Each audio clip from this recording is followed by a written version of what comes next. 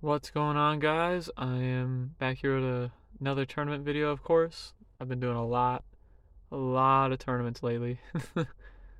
And this was the second one back from the PBA Tour. It's MSBS out here in Super Bowl in Canton, Michigan, a suburb of Detroit, of course, for those who know. And for those who don't know, well, it's a suburb of Detroit. um, Honestly, my game at this point is still pretty out of whack, still pretty out of control. Um, I just, I mean, that one was not posted. I mean, that's fine, whatever. But like, really, realistically, like, my game was pretty out of whack. I had a lot of inconsistencies with my swing and my spare shooting, and I was kind of, sort of, not rusty or out of practice, but just like figuring things out again. Um, yeah, and one of those things that I did that I had to refigure out was kind of my shapes a little bit in my bag, I guess. Or more so just like, I don't know, the right bowling ball choice. I'll be throwing the Scorpion low flare like a lot in these videos.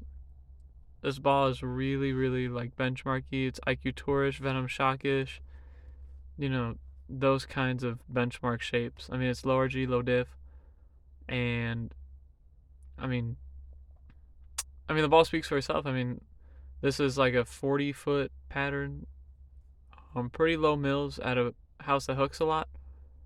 So it clearly is making a really even shape, right? So I mean, again, a solid ball for most of the conditions that are gonna be, out here on like the quote unquote MSBS tour. And yeah, but of course with benchmark balls, you start to see like corner pins and back row hits and like four pins and stuff like that, I mean, like strike 7-10 4 pin. But you still get a more clear picture and a better overall read on the lane and things. But regardless, you know, I guess uh you know again, like I'm like excited that it's summer. No segue or anything into it. You just got to go straight in sometimes. Again, like in a previous video where I was, saying that it's getting too hot. Like right now, like I'm recording, like I'm literally doing this voiceover in my car. And it's too hot, dude. Like, okay, you know what? Whatever. That was in the other video. We're moving on. We're moving on. You know how it is. So, it's summer. It's really nice out. Oh man, in Michigan, it's so nice. Like, for those who have never visited during the summer, it's beautiful. Like, it's all green and stuff like that. It's not like brown like the desert or like LA or like any place like that. Like, it's nice. It's actually like nice. And like the sun stays up for a long time. Like, it's like, I don't know, like 9 o'clock now. Like, oh no, it's almost 10 o'clock now, and I can still see like sunlight. I don't know. I think that's really nice. I I mean, yeah, I don't know. I think that's really nice. I would trade that all day for like some like palm trees and like and smog. That classic LA smog. I can't with that. You know. But yeah. um. Well, I guess. Hmm. There's like, again, there's a lot of positives to like the summertime and stuff. Like, for instance, you know, rain. Literally rain. Like, I think rain, like, again, as somebody being from LA, like, as somebody from LA, like, seeing rain is like, that, like, is a positive. That, like, puts not a smile on my face, but it's like, like, this is nice, like, we need more of this. Like, I'm grateful whenever I see rain. But, like, But like the snow though, like the snow is nice. The snow is really nice aesthetically, of course, but like obviously it's bad like when you drive in it. But like I just like I don't understand like why people don't like I get the problems with the snow. I do. You know, I've lived in Michigan now for a couple years.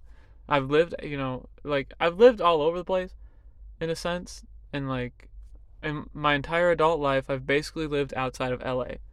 And like I used to live in Wichita, of course, and whatever, Like I would trade the snow all day every day for like expensive housing, for like, traffic, for smog, for people that for some who may uh not be the greatest people of all time.